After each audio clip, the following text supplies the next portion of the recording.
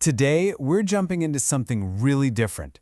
We're going to explore a unique, pretty fascinating explanation for the fundamental forces of our universe.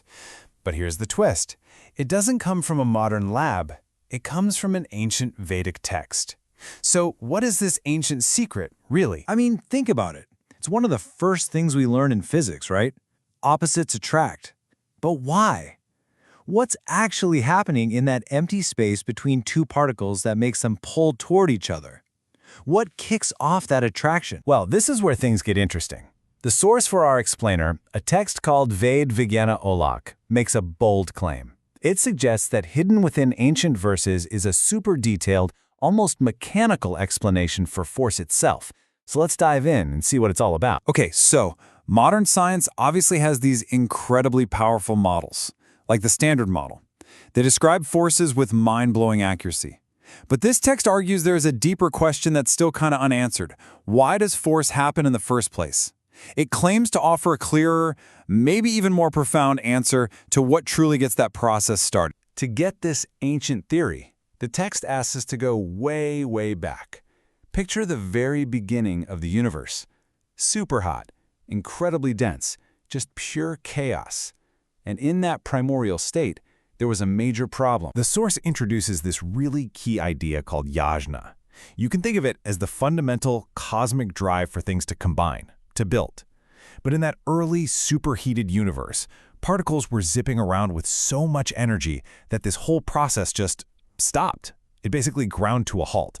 They were just too wild to connect. Imagine it like a cosmic mosh pit where everything is just bouncing off everything else violently.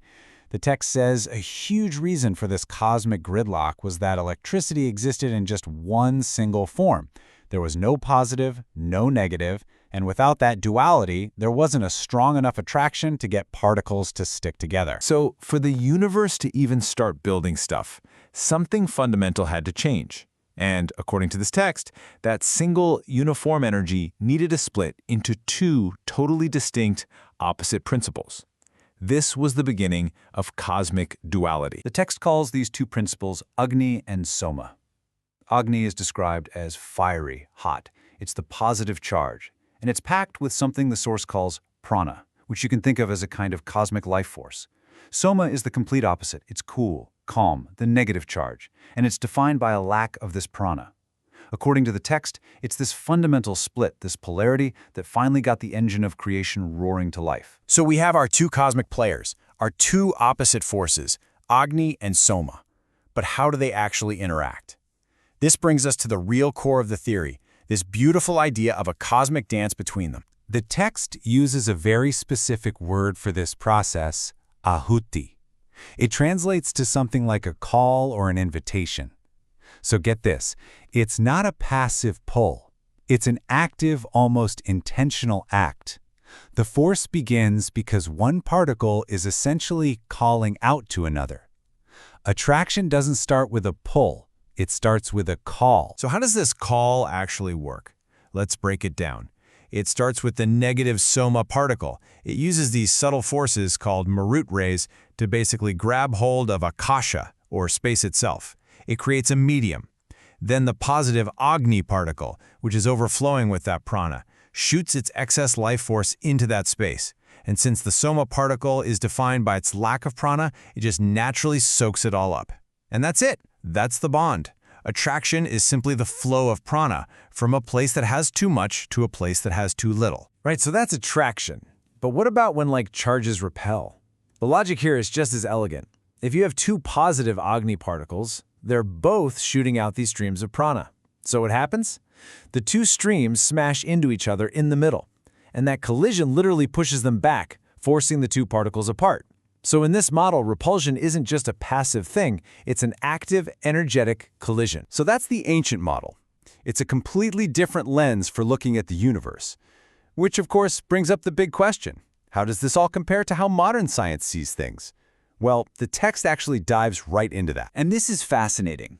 The source text itself points to the work of the legendary physicist Richard Feynman.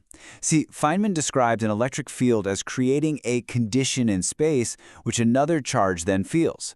The source argues that this language, a condition in space, sounds an awful lot like its own idea of particles actively changing the space around them. And this is where the comparison really clicks into place. The source suggests that while modern physics is amazing at describing the what, a field is created, photons are exchanged, it doesn't fully answer the why. Why does a charge create a field to begin with? The Vedic model claims it does have that why. It's just the built-in nature of Agni and Soma. It's a cosmic need to balance out prana, to make it flow from high to low. So the ultimate takeaway from the source material itself is that its Vedic interpretation gives a more complete story. It's a model that doesn't just describe what happens, it also tries to explain the fundamental reason and the motivation behind the forces that build our reality, and it argues that makes its explanation more profound. And that leaves us with a pretty big final thought to chew on. Are these two ideas, the ancient and the modern, just totally separate and competing against each other? Or could they be two different languages, one ancient and metaphysical, the other modern and mathematical, both trying their best to describe the very same incredible underlying reality? That's something to think about. Thanks for joining us on The Explainer.